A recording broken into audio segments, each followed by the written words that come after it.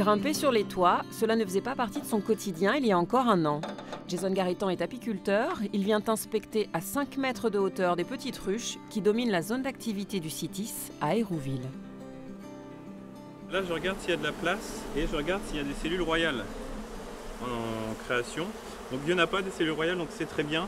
Oh ben il y a la reine, elle est juste là. Alors elle est beaucoup plus longue, je ne sais pas si vous voyez, elle est beaucoup plus longue et elle vole pas, elle marche. Depuis l'âge de 15 ans, Jason Garritan s'intéresse à ces insectes pollinisateurs et récolte du miel.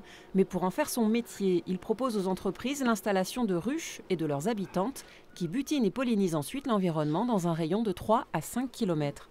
Pour accueillir ses 300 000 voisines, l'entreprise doit débourser environ 2 000 €.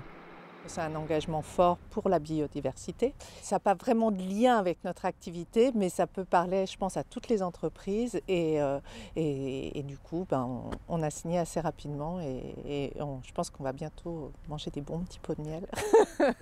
En plus des pots, cela permet à certaines entreprises de répondre à une norme environnementale au nom barbare de ISO 14001 et de s'acheter une image écolo.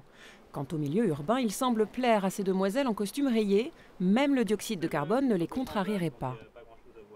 C'est très bien pour l'abeille puisqu'il y a une diversité florale qui est beaucoup plus élevée en ville.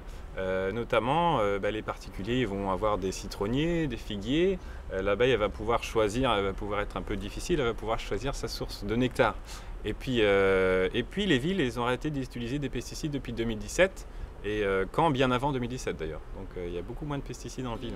Les butineuses des villes produiraient plus de miel qu'en milieu rural, un tiers de plus.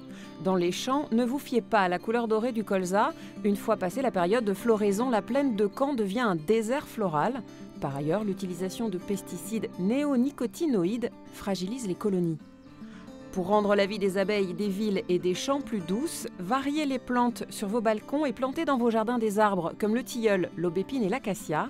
Il paraît que le nectar de leurs fleurs est savoureux.